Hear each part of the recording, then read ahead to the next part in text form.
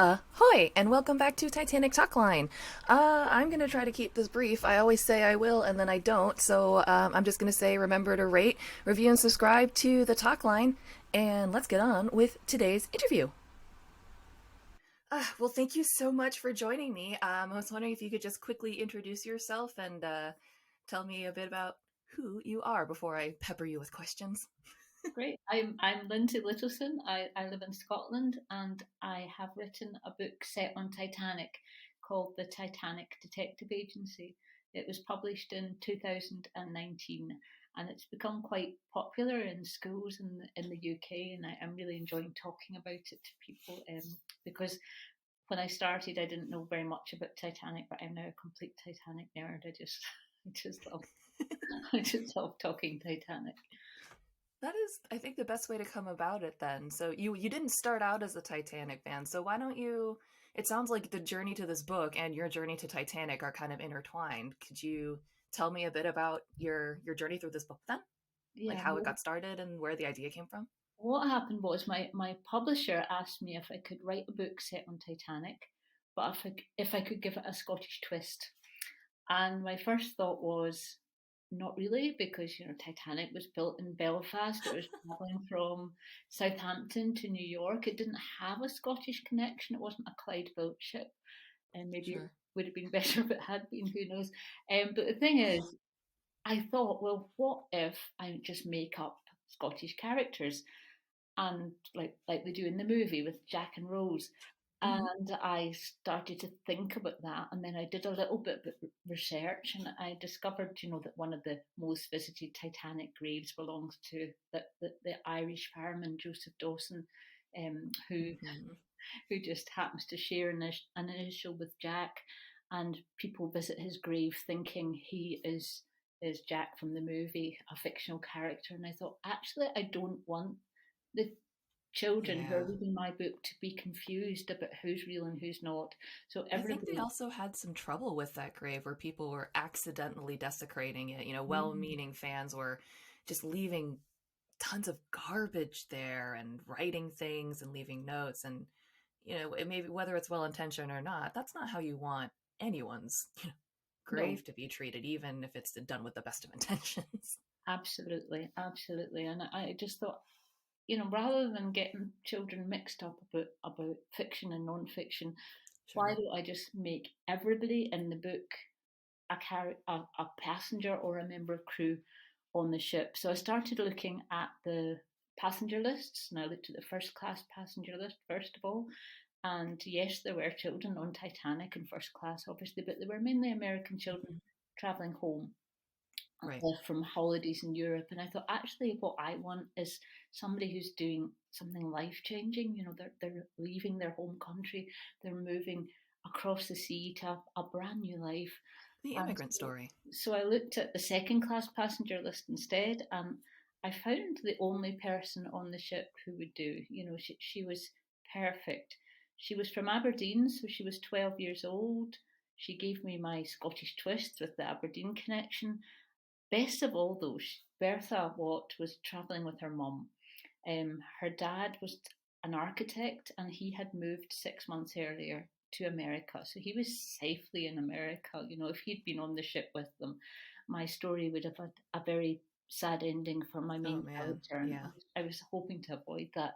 So I was very Right. lucky with Bertha. She, as I said, she was just perfect, and she was the only person on the ship who would have given me that Scottish connection, who was the right age for a children's book for 9 to 12-year-olds. So she was great. So she was my inspiration. And I was very lucky actually with Bertha, because when she got Hmm. to Oregon with her mum, she was a local celebrity. People wanted to hear about her adventures on Titanic. And she wrote an I'm sure. account of her experience, a very long and detailed account. So I was able to use Bertha's own words in my story, which was fantastic. And also, because she was a real person, she had descendants. So I was able to get Right. in touch with her granddaughter Nancy, who still lives in Oregon, and tell her about the book I was writing. And she was able to tell me a few facts about her granny and about her great granny as well, which was fantastic. That's awesome. It It's was those awesome. It's those little sparks of authenticity and the real stories of the people behind the faces that make these things come to life, in my opinion. Yes. Because it's one thing to make up a fictional character, as you've done, to make up a fictional character, but you there's a spark of truth behind it, and Mm. to be able to find that human connection really enables you to bring that personal touch to a story that makes you feel touched, that makes the reader feel included. Is that the word I want? I think so, and also Okay. because they were real, I think children feel kind of like more tense about what's going to happen to them as well, because they Yes. know these are real people and this happened. So it does for the story. I think it helps bring more drama, more um, more terror, really, because it's frightening, isn't it? It is, and my first brush with Titanic, I was 8 when the movie came out, and I got to see it in theaters. And part of what really fascinated me was the story of Officer Murdoch, who was a real person. So when I got home, I could go take, next library day, I could go find a big Titanic book and scan, scan, scan till I found the name and be like, oh, Yes, there he is. yes. That's him right there. And it bridges that gap between fiction and history. Absolutely. But he was actually a warning of what not to do because James Cameron had to apologise to his family afterwards because of Yeah. things he possibly invented in the movie about the bribe taking and the gun waving The and bribe taking, yeah, I think, was the most egregious of the yeah, things because as adults, I think maybe without the bribe, we can understand why someone may choose that end in a very grand, mm, traumatic mm, situation. But once you include it with something like taking a bribe, that just kind of really adds a streak of dark yeah, to a character that's unnecessary, especially as you said, considering his history. By all accounts, he was an honorable career seaman who took his job very seriously. And it's like, oh, come on now. Do you have to do that? yes. And I was very conscious when I was writing the book that I didn't want that to happen. I didn't want any That's relative great. to come back and say, "Why have you written that about this character?"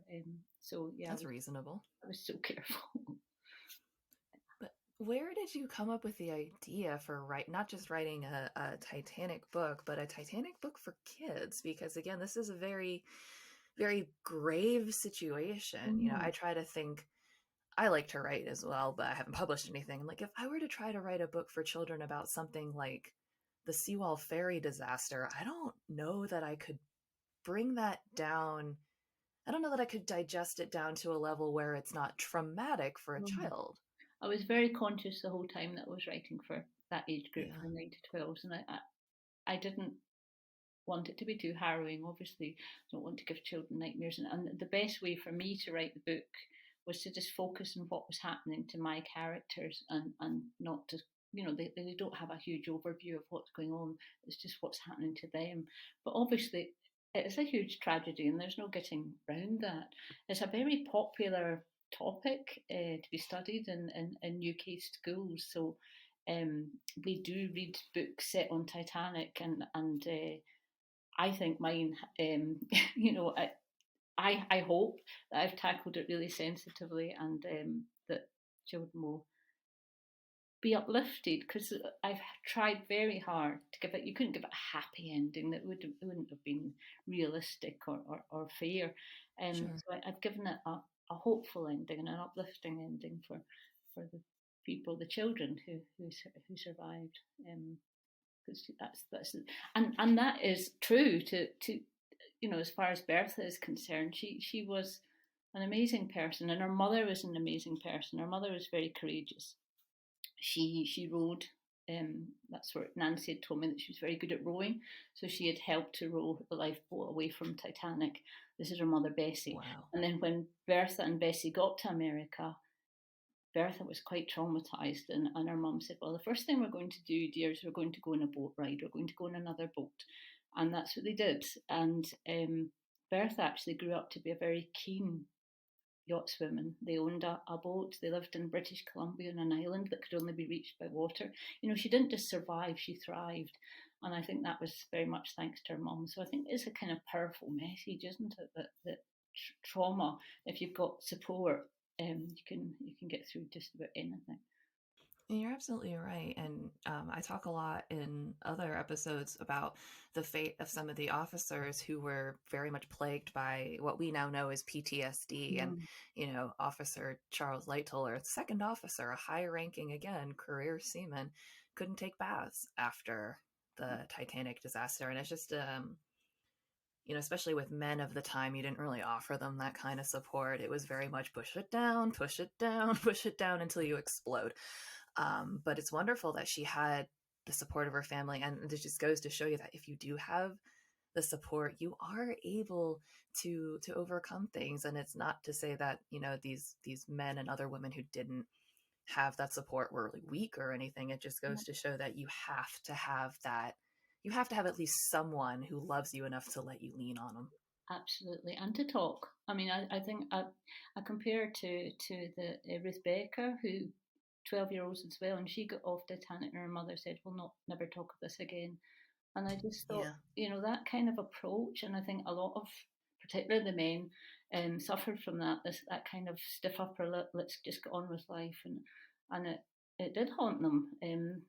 Some talk about not being able to go to baseball games because when the crowd cars Hmm. started screaming, they could hear, and that is awful that they weren't didn't feel able, and there were so many suicides afterwards as well. Yeah. And it's so And sad, and I just love the fact that Bertha went on to have a long and happy life and, and enjoyed boats and being on the yeah. water, which is just incredible, really.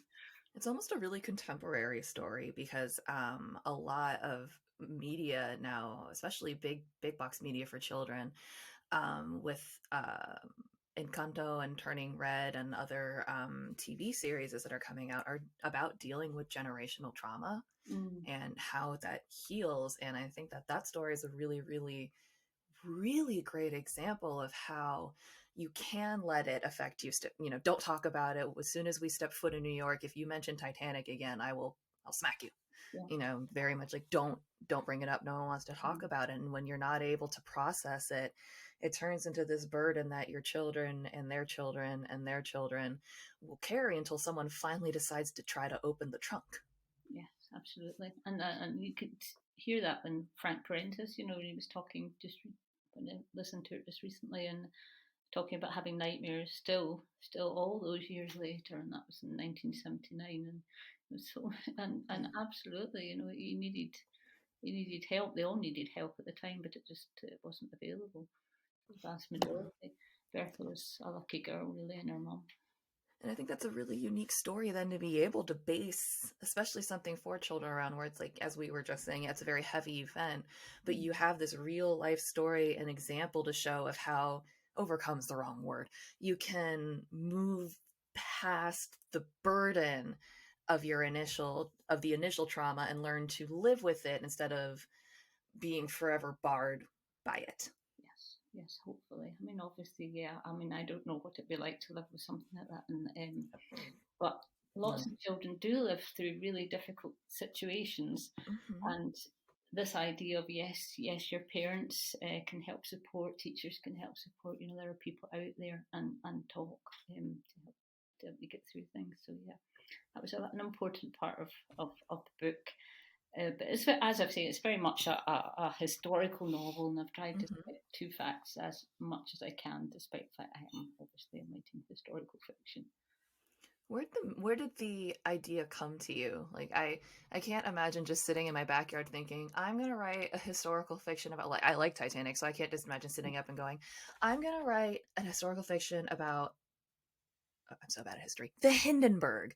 I don't know anything about it. And it's like, where do I even start? I know it was a balloon that went down. So as I mean, it's a disaster I'm aware of. It's a moment in time I'm aware of. But where'd that idea come from? Where you were just like, yeah, this is what I'm going to do tomorrow. I'm going to start doing this book. Once my publisher had said, "Why don't you think about writing Titanic?" As I said, my initial reaction was, "Oh, I don't think so." But once I'd started reading Bertha's words, started finding out about the people on Titanic, that I was so drawn in that it would have been really hard to stop me writing about Titanic. It's fascinating, isn't it? It's just so interesting discovering what happened to the people on board, who they were, where they came from, their personalities, and we know so much about some of them, more than we know about a lot of people at that period, and it's just really fascinating to find out what happened to them next. How did they cope? And yeah, I just loved it. I was absolutely engrossed. I started doing the research, and I was doing all the research into the layout of the ship, what the flooring was like in different areas, well, there's furniture bolted down in which rooms, and because you have to know all these things, even though you're writing fiction, it's Yeah. supposed to be grounded in facts. You can't kind of make it all up. So Yeah, I you don't did. do what I do, which is fantasy fiction, where I literally can make it all up and don't need to research. This is you have to sit down and really look at Yeah, things yes, and know. I It's did. a lot. I did months and months of research, and then I started the book, and I started writing the first page, and I was writing things like her gloves, and I thought, oh, what kind of gloves? What would they be made of? Her umbrella? What? And every tiny bit, and A every spiral of questions. I had to check. The book she was reading, was that published before 1912? Oh, yeah, all that Yeah, anachronistic style research. Oh man. exactly. Yeah, lots of work, but I love that. I mean, history was, I studied medieval history actually at university, so I've always had an interest. So it wasn't like it was something brand new to me. And yeah, it's so fascinating that I enjoyed every single minute of it.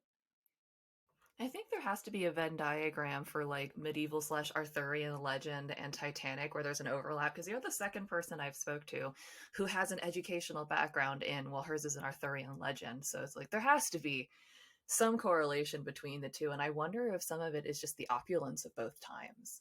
Possibly, yeah. The costumes, the drama, the excitement. A lot of gold. It's, it's all, yeah, it's all there, isn't it?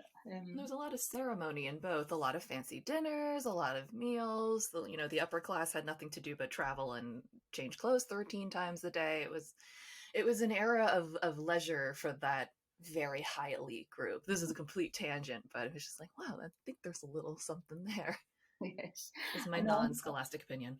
It is lovely, isn't it, to read about their beautiful outfits and all the rest of it, and the Yeah. gorgeousness of the Parisian cafe, and yeah, so it is exciting because you can just imagine when the book starts, and my characters get on board, and the second class passengers get a tour of the first class facilities, and Hmm. that kind of gave me an opportunity just to talk about them and imagine what it would have felt to walk up that grand staircase for a little Yeah. while, knowing it wasn't your world, but just having a look at it must have been just incredible.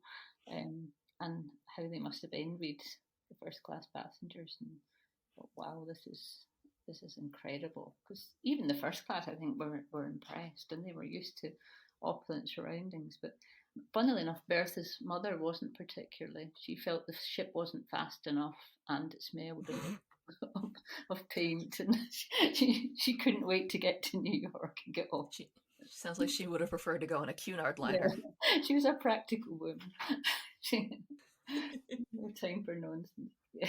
That's fair. I mean, I think that's one thing that some people forget, is that yes, for some people it was this beautiful opulent party, but for other people it was, well, I got to get to New York and Titanic's leaving now, so all right, let's just go. Yeah. Come on, Oh, come yeah. on. Yes, just a way to get somewhere else. Yes, Yeah. absolutely. And for third class passengers, the seasickness, the rolling of the ship, it must have been maybe perhaps quite an uncomfortable trip that they just wished was over. Maybe not the way it ended, obviously, but certainly they've been in a hurry to get to New York. This was their new life starting. So They some had one passenger on board who has that unfortunate negative manifestation. He was super seasick, leaning over the rail, going, "Man, I hope this voyage would be over." It's like never ask for things if you don't know how they're gonna get there, sir. bad mistake. Yeah, absolutely. The other main character in my book is a third class passenger called Johann, Johann Servan Svensson, who was travelling on his own on board the ship, and it was quite interesting, contrasting their Mm-hmm. experiences both during the voyage and obviously when the ship started sinking, because children in third class were at massive disadvantage, obviously. when the ship Yeah. started to go down. So Johann was a really interesting character, and I did try very hard to get hold of his descendants. They have a website that's up with a page focused on Johann, and I got in touch with the website page and said, "Look, I'm writing this book. Do you want to read it?" But they haven't got back to me, so I don't know whether it's maybe just not a manned page and nobody's read it yet. But I'd love to have been in touch with somebody in his family just to say that I've written this book about Johann. Yeah. Well, maybe someday they'll see that message and reach back out. Well, let's hope so. Yes. So you said the book came out in 2019. When did you start actually writing it? Once your research was done, when did you actually start your draft? I probably started in beginning 2018 because it took probably about 6 months to do the first draft. Wow, Obviously, I that's impressive. sent it to my, and actually it was the book I've written that's needed least editing. Probably because it's got quite a kind of strict timeline and there's not much messing about, and there was so Sure. much research that I'd done. So obviously I had information that my publisher probably didn't. So other than line editing and sorting, there was not much editing happened, and then it came out in April 2019. It was actually meant to come out on the 10th of April. We were going to have our launch day then, and it ended up coming out on the 15th. So it was a bit kind of this is sinking day, but never mind.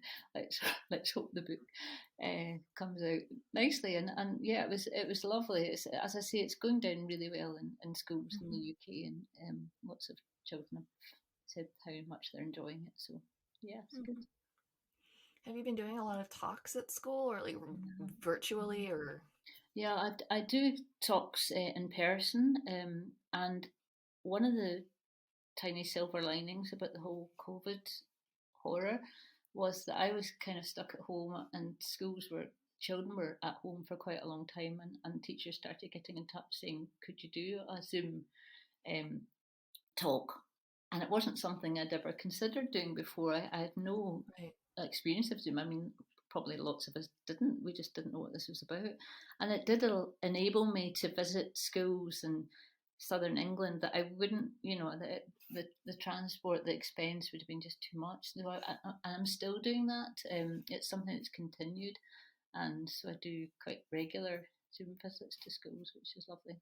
I've started in person again as well, and that's nice too. There's nothing like being out. And I'm doing some festivals as well. I've done the Edinburgh Book Festival this year with my new book, The Rewilders, and I'm going up to the Hebrides to do another one, and to Arran. So it's great fun. I love being an author. It's just That's awesome. yeah. What are some of the questions that you get most often from kids? Like From a kids. handful of the ones that you find yourself answering a lot. There's always one child, always one who is a real Titanic obsessive, and they are desperate to talk to me, not to ask questions. They're not interested in asking questions really, but to tell Right. me facts, usually about conspiracy theories as well. And so there's always one of you guys sitting at the back like that, and I just know as soon as I say yes, what's your question? You'll say well, and we'll be Oh into man. this chat immediately about whether it was actually the oceanic or whatever, and it's just it's so funny. I love these kids meeting them because it's lovely that children are so enthusiastic about the subject. It's great, and yeah, they could talk for hours about it, and so could I. So My friend's daughter is 10 and she's into Titanic right now, and she read a couple of books, and we ended up showing her the movie for the first time, which she really liked. And I mm-hmm. also gave her a copy of Titanic Voyage, which is another Titanic fiction book for like young adults.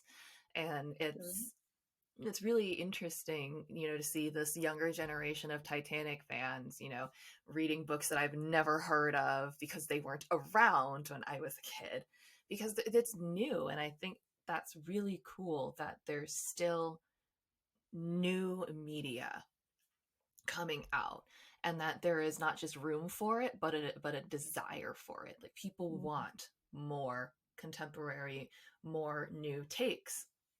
Yes, it's amazing, isn't it? 110 years later, that we're so keen on Titanic, and long may it continue, because it would be such a shame if people did lose interest.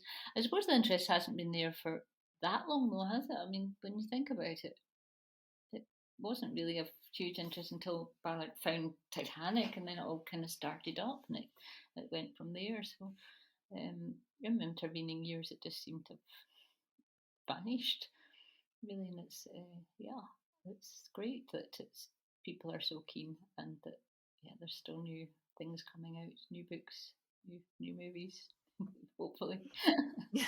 new theme I, parks. oh man. I think that social media has a lot to do with it because you're just able to boost things now.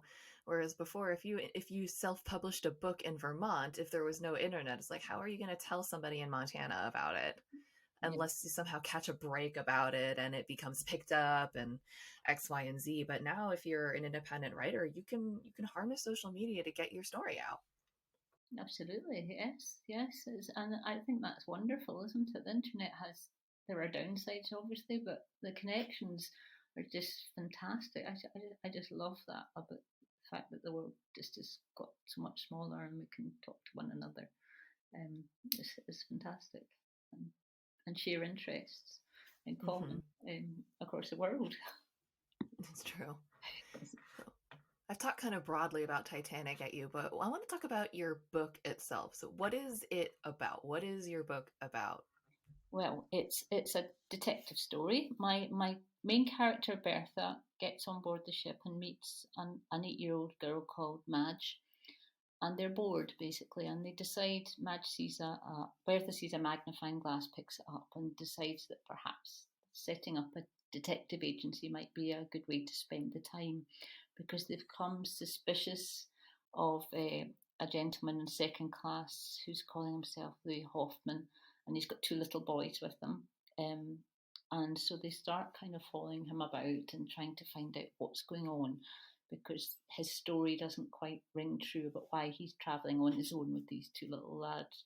And also, there's a boy in third class who they come across, both girls come across, who has a what he thinks, hopes is a treasure map, and the Mm-hmm. and Bertha and Johann try to find this treasure that's hidden in the hold of the ship. So as the ship, as the story moves on, they're not aware, obviously, of what's going to happen. So the adventure is Sure. really very much focused on this treasure map and the detective adventure.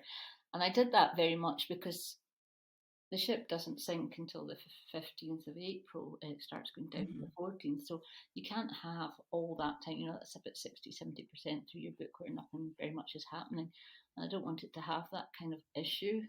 So it had to have plot, it had to have excitement and drama before disaster strikes. And the plot the mystery does get solved, along with all the drama of the sinking. So, and it does have quite a hopeful, hopefully uplifting ending, and the children survive, thank goodness. So yes, that's the story.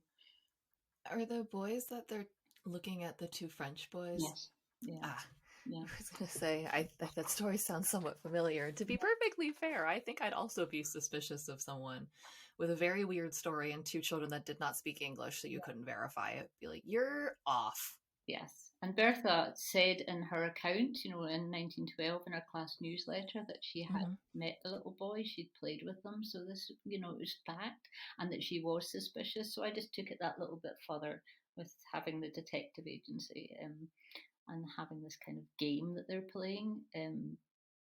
That, you know, suddenly the games all stop and everything gets serious when the ship starts sinking. So there is Hmm. yeah, it's quite a moment Yeah. when all the fun stops. Yeah, it was a really good book to write. It was so fun. I mean, it sounds strange, but you know, when you get so involved in Titanic and just Hmm. absolutely loving telling the story, of everybody on board. And I could have put so many more people in. You get carried away and think, well, I'll need to have the Astors, I'll need to have a Ben Guggenheim, and they do get mentioned. But I thought I don't want to overload it with characters, no matter how Sure. tempting it is with the entire cast and crew. Then it's going to turn into basically a biblical retelling where it's like, and so is here, and so is there, and they knew so and so from that, and this place, and that and place, and they had a child named that. Yes, And exactly. and that's a problem that I encountered with trying to watch the movie SOS Titanic, the 70s film, in that they wanted to introduce so many characters that you can't build a story when you're trying to introduce me to 13 people. You're just bebopping around from this person to that person. By the time you come back to one character, it's been 45 minutes since I've seen them. I was like, oh shoot, I forgot they were there. Yes, exactly. And when you're writing a children's story in particular, you've got to keep it quite focused, and you've got to make your characters relatable so that the child readers are going to care what happens to them. So I made like Bertha. She's quite bossy, and she was great fun to write. She was quite a character.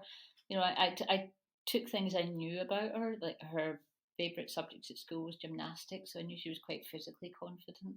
I could Ooh. tell by her writing that she was quite an enthusiastic, dramatic person, and so that I hope comes across in the story, and she was a fun character to write. Johann I didn't know nearly so much about, so I Mm-hmm. had to kind of make him up and just do that thing that fiction writers get quite good at, and just putting yourself in other people's shoes and thinking, well, how would I feel if I Right. was 14 and I'd got a letter from my father saying I was to come across to America and work on the farm and leave my four little brothers, my mom behind, not knowing if I'd ever see them again, and go on this big ship across the sea, not able to speak a word of English. Mm. Yeah, it must have been scary. Yeah, it sounds awful, actually. Really nerve wracking. And Mm-hmm. he did, Johan. He did get to America. He met up with his dad and his big sister and the rest of his family. Made it over to America, apart from his mum, who died in 1914. So he did never see his mum again. So Oh, you just think, oh, it was really tough for these people, wasn't it? It wasn't a matter of just flying over and then coming back when you needed sure. to. It was Oh, this, yeah, it was a big deal. yeah, huge big deal. And it was expensive. It wasn't like you could save up a little while and get some spare cash to Mm, go on a flight. For many people, these tickets were life saving yeah, style money. absolutely. And actually, they did incredibly well, managing to get four little brothers over and the other sister. And Yeah, that's an incredible investment of yes, funds for anyone during yeah, that time. yeah. It was huge. So yes, I'm glad they all got reunited. I'd have liked to know more about what happened to them, but I'll need to Yeah, wait and see if they get in touch with me to let me know. you should. I found that a lot of people are interested in telling their Mhm. stories. Not everyone, I'm not going to speak for everyone, but many people are interested in telling the story of their family. Yes, absolutely. Yes, especially when it's somebody who's he was really brave. He was really brave. He was as I say, he Hmm. was 14. He was on his own, and he had to use his initiative to get off the ship basically because Hmm. he wasn't getting any help. As I say, he couldn't speak English. All the instructions were in English. So many people were going the wrong way along Scotland Road. So what he did was he climbed up ladders until he got up to the boat deck, and then he tried to get onto a lifeboat. And of course, he was pushed off by He officers. would have been too old to qualify as a Yeah, child, yeah, yeah. And I which even mean, he, absurd now when you think about it. 14-year-olds are most definitively children. yes, it's just a little boy. And when you look at photos of him, you think, oh, come on, he was not Yeah. like a grown man. But yeah, he was shoved off a couple of lifeboats before he managed to get on one and be safe. And yeah, thank goodness. Yeah. Um, he's a They're brave boy. incredible stories. Yeah, there's so many incredible stories. That's what I loved about it so much. So many stories. Such Are courage. you going to write another Titanic book or a follow up to this? Kids, when I go to schools, quite often ask me that. Will I write a follow up? And I can't really because the Mm-hmm. three children never met again in real life. Ah, It wouldn't work. I'd have to make it all up, and I feel I use so much yeah. fact in this one that any follow up would just be a kind of poor copy. But That's I fair. Yeah. I Sometimes things are meant to stand alone. think it should stand alone. I think so. Yeah. Well, that's awesome. Well, Thank you. what about you have another book, right? I've got another, yeah, 6 books published. Yes. What Yeah. was your most recent one? I have no memory. My most recent one's called The Rewilders, and it's about rewilding large predators in Scotland. So, yeah, that's What? yeah. Well, you know how the wolves in Yellowstone Park is a similar kind of idea, like bringing back wolves to Scotland because there were wolves in Scotland till up till the 18th century, or lynx because we used to have northern Eurasian lynx in Scotland and we don't have them anymore. And there's a kind of opinion that perhaps it might be a good idea to release some lynx up in the Highlands of Scotland and see how they'd get on. But Hmm. obviously, it won't work until there's consensus and agreement. So um, I Right. think everybody has to get together and talk about it before it'll ever happen. It's like they started reintroducing wolves a few years ago to Yellowstone Park Mm-hmm. to replenish the wild population. They're doing well every year, Yes, better absolutely, and and better. it's made an incredible difference to the ecosystem there. So it Mm-hmm. can be really successful. And the Yes. reason for doing it in Scotland would be that they're trying to replant native trees, and Mm. we've got a real problem with an explosion of deer numbers, and the deer are eating the Yeah. trees. So Here having too. a predator would be a kind of natural way to keep that problem in check. So yeah, That was it was a part of the really reason. interesting story to write. I really enjoyed it. Yeah, I just looked it up. That is interesting. And I think that also touches on another really important thing, which, as you mentioned, is the preservation of the natural ecosystems and the Mm. natural landscapes. And that's part of why they reintroduced the wolves to areas where it was to keep, these animals that had had no predators for a very long time, the population in check. Like I live close to the DC area and I live in a suburb. Mm-hmm. So there are not really a lot of natural predators here, and there are so many deer and so many rabbits, which is not to say they need to be eradicated, but I think their populations need to be managed a little bit more to where they would be naturally, just because there Yes. are it's an abundance and it throws everything out of whack, and then you get rid of the plants because they get eaten and all this stuff. Yeah, absolutely. And for Scotland in particular, it's no longer really about protecting. It's got to be more about restoring because so Yeah. many of our trees have been lost. Like for firewood and building houses and all the rest of it over hundreds of years, and these forests have to be restored. We've got temperate rainforest in Scotland, and it's Hmm. internationally important, but there's just tiny fragments left. So if we want wildlife, we need to have wildlife corridors and habitat for them. So, yeah, that was another really interesting book to research. Lots of That's work awesome. again, but great fun. Have you heard of this documentary called The Biggest Little Farm? No, no.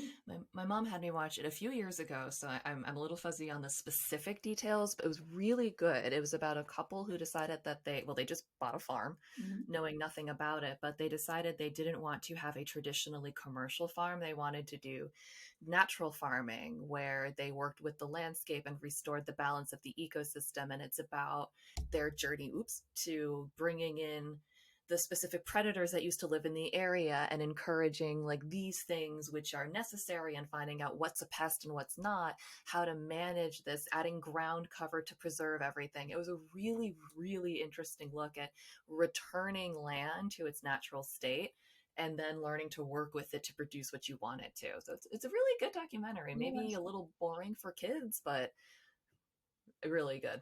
yeah, I'm going to the Rewelding conference in Perth in September, so I'm hoping to learn more about um, all aspects of rewelding, not just the reintroduction of predators, but the people Right. alike and all the other bits that are important too, so that I can talk knowledgeably when I go to schools. I don't want to be Hmm. doing it from a position of ignorance. I've got to know what I'm talking about. So I think that's good because there is one thing into writing a fiction book, and then that opens you up to a world of questions. mm, Like, you wrote a book on Titanic and you encounter one of those children who has read 78 books on Titanic and they want to have a conversation. You better know something about smokestacks. you're absolutely right. You've got to know one of the funnels. wasn't real. You've got to know how many rivets there were. You've got to know these things, yeah. And they weren't the things that fascinated me. As I say, I Sure. was most interested in the people, but I had to know all the Same. other stuff. So yeah, that's I've learned it. Yeah, I'm not a rivet head. That's not my it's not my level of interest. I mean, again, nothing against the people who are, because you find your interest wherever you do. But like you, my interest is in the people. I love these stories about like how Bertha went on to become like a yachtswoman. That's I love that. I liked the story that I learned from Angelica Harris about the Paracchio brothers, and one of the pictures taken of them, they were wearing a tie and a silk orchid made by their mother. Like little stories like that that you Mm, can weave something through. absolutely. Or that I don't think the dog was on board, but that Murdoch and Smith both had dogs that Yes. they were really loyal to and that they loved. They're these little human things that you start pulling out of the tapestry that to me make it as rich as it is. And I don't know where I was trying to end that sentence, so I'm just going to stop. No, it makes them human as well, doesn't it? I mean, rather than just Exactly. talking about people that died long ago and that children won't be able to relate. If I bring in something that Billy Carter had a dog he was really fond of and leaving it behind, haunted him for the rest of his life. These kids can relate to that because they've got dogs they love. That kind of imagining having to leave it in a sinking ship. So you've got them. If you've got those kind of details, you've got their interest, and you've got them thinking, empathizing with the characters. So caring, which is really important, isn't it? They care, um, and yeah, they can relate it to their own experiences, which is Well, difficult when you're talking about yeah. people living all that time ago, and it seems so different. But if you can make them Mm-hmm. like these are kids with feelings like they did, and it's very Yeah. different. Yeah. I remember in middle school, I looked it up because I couldn't remember what it was called. I read a book that I now remember is called Titanic Crossing, and it's by Barbara Williams. And it follows a boy in second class who's traveling with, I think, like his uncle, his mom, and his sister to rejoin their family in New York. And I don't remember a lot of the plot points, but to this day, I still remember a couple of little things that were very human moments. One was this, 13-year-old boy getting absolutely frustrated with his younger sister. I'm the older sibling in my family. And he just did that thing that I used to do, which is get super pretentious and bust out a word that no one else knows. And he just yells at her and tells her that she's obstreperous. And I have remembered that word ever since then Yes, yes. because I was just like, that sounds like something I would do. And later on, after the sinking, when he's reunited with his sister, he spent the entire voyage being like, my sister's annoying. Oh my gosh, my sister won't stop talking. My sister, my sister. But afterwards, someone is trying to take his sister's doll from her because it's been in the water and they're like it's been damaged and it's might be contaminated. And he goes over and rescues the doll and is like, we'll sanitize it, we'll take care of it. And these little tiny moments Mm. of, I don't remember much about his story on the ship or his interactions. That wasn't what stuck out to me. It was the moments that were like, oh, I could see myself doing that. Yeah, absolutely. Yeah. It's as I say, I tried to make them relatable. I tried to have fun in it as well because I thought, well, these are children who are on this exciting voyage. They would be thrilled to bits with themselves and trying to make a good time of it because it could be quite Yeah. dull, couldn't it? But they had other children to play with, and so yeah, it was it. For the first parts of the book, it's mainly about just having fun and excitement and the drama of the treasure, and though it doesn't turn out to be quite what they expected at all, but Yeah, it, but it leads on. it's a very young experience. I remember being on long haul flights when I was younger, finding another kid who was around my age and just doing something together to pass the time Oh, because it absolutely. was boring. Yes, yes. So yeah, that's very much it. I always felt sorry for Lucille Carter, who's Billy Carter's sister. So they were the kind of richest children in the ship, and she was about Mhm. 14, and I thought her life must have been really dull because she would have been too old to play with the relatives, and she'd have been sitting, sipping tea all afternoon with the ladies. Gosh, how It's boring. been absolutely tedious for her, poor girl. Um, yeah, so she I probably. think about that sometimes Mm, when you're like, you pass, I think it was like 12 or 13. Once you turned 12 or 13, you were no longer a boy or a girl. You were a young man or a young woman, and you were expected to even to be with the adults, not mm, just, in a little way, but you were an adult now. You do adult things. You don't fidget. You wear these clothes now. You wear the long skirts, you wear the trousers, you don't go play, you don't get on your hands and knees and run around, you sit. yeah, absolutely. And if you're in a You boy, smoke probably. you don't get in a lifeboat. So, Oh yeah, that's the other. I don't remember whose story I was listening to because I my brain doesn't process things very well. But I was listening to a woman speaking about a family, some of whom survived the sinking and some did not.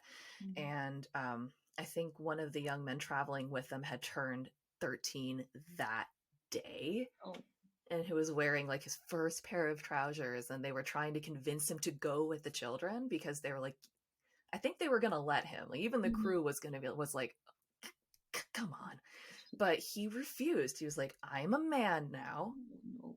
I will stay with the men. And it's just, I'm thinking about that. I'm like, you are an eighth grader and you need to sit down and do what you are told. But that was kind of what was expected of him at the time. Mm, They were going to bend the rule, but it was a bending of the rule. It would have been an exception.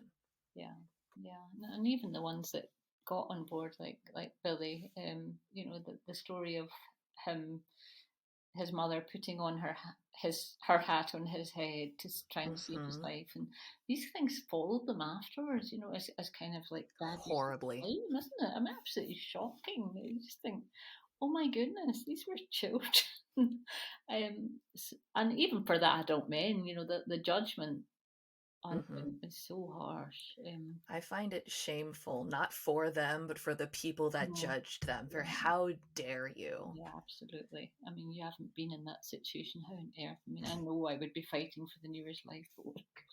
I have seen how people drive during rush hour. I have zero doubt in my mind that all of those people would be rushing the Mm, lifeboats, be trampling children out of your way. And that's absolutely. not meant to, again, denigrate any one particular person. It's just when your life is on the line, you become very, very tunnel visioned. Yes, and such a scary way to go. I mean, it must have been. Mm, You oof. can't imagine how frightened they must have been. And yeah, Mm-mm. and I think people calling it's not surprising that I think there was something like 80 odd men said that they'd climbed over the railings, jumped into the sea, and swam out to a lifeboat. And actually, there was only Mm-hmm. 5 or 6 pulled alive from the sea. And you just think, well, yeah, I don't blame them for telling that fib because I'd have told Mm-hmm. that fib too. Because otherwise, you were going to get name called. And Yeah. If you were going to be castigated for the rest of your life for telling the truth and saying, because on Murdoch's side of the boat, he was doing women and children first. So yeah, if there was no one else around, yeah, men could just guilt free step in. But if I knew for the rest of my life that just because there was no one else around and I got a seat, that someone was going to just, around every corner, there was going to be someone as soon as I turned going, yeah, I would tell that lie too. that's no Not just to not just to save my reputation, but just to save the trauma of having to hear that follow you around or having to constantly explain yourself. Like you go to the drugstore, be like, by the way, I've already explained myself like 13 times today, but like there was nobody else around, so I was able to get on the boat. It was totally fine. Just you should stop saying that. Like, how exhausting would that be? yeah, exhausting, absolutely exhausting. I don't know how they bore it, and then some of them can't Mm-mm. have borne it very well. But it must have been very, very hard. And yeah, it's just, I suppose, I was going to say more judgmental times, but goodness knows what it'd be like nowadays. I don't know whether it'd be any better because I think we're the same level of judgmental. I yeah, just how we think just that have we've social learned not to media. say certain things out loud. Like So yeah, it's I don't know. It's one of those things where we both have and haven't changed a lot as a society. yeah. Absolutely. Yes, you can go on and on about, oh yes, it was very different times, but yeah, was it really? I mean, yeah. So Like, well, yes and no. yes and no. Yeah, Like, it's just so interesting, though, isn't it? It's just yeah, so interesting to to just discover and research. I've just had an absolute ball learning about Titanic. that's amazing. And I want to thank you so much for your time because I know you're super busy and your time is very much in demand. But I really wanted to talk to, again, as many people as I could, especially people who are really trying to pull in that next generation, Mm, which I think is incredible and necessary. yes, well, I hope so. I hope so, and I hope the children who do read the book enjoy it and get something out of it and learn something, obviously, about Titanic as well. I'm sure they do and they will. But again, thank you so much for your time and for the book. It looks very fun. Thanks, Alexia. I want to thank Lindsay so much for coming on. Her book was so fun. It's so cute. You should read it. It's called The Titanic Detective Agency. You can get it on Amazon. I'll definitely be sure to link that in the description box below. I will be linking to the Amazon US page because the vast majority of my listeners are in the US. Lindsay is in the UK, and you can search for her book on the Amazon UK as well. You can also find her on Twitter. Her username is LJ Littleson. That is Littleson,